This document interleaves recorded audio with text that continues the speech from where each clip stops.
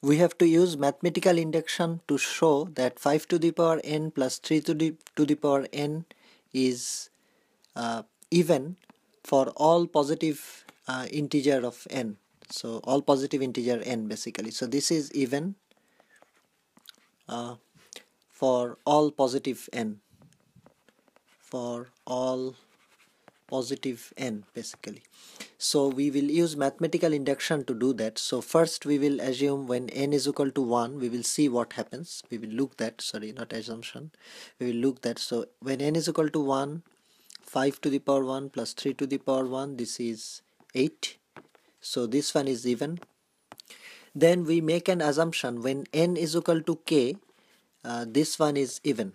So we make that assumption and we write 3 to the power k plus 5 to the power k plus 3 to the power k is 2p, where p is any positive integer. So this one is even. This one shows that this is even.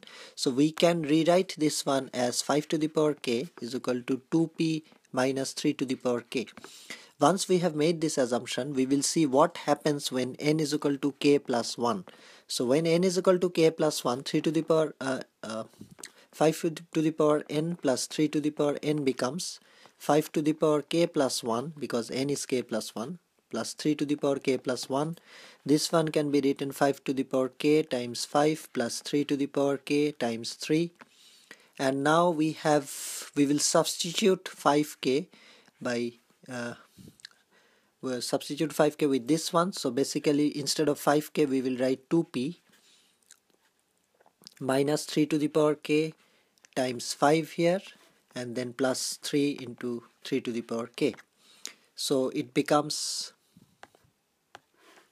2p here, and then 5 into 3 to the power k minus 5 into 3 to the power k plus 3 into 3 to the power k. So this is 2p plus 2 into 3 to the power k, and this one can be written as 2p plus 3 to the power k, which if we look at this one, since this is 2 here and there's something in the bracket, this one is always even. So we have shown that this term 5 to the power n plus 3 to the power n is even for all integer, all positive value of n, and we have used mathematical induction to do that.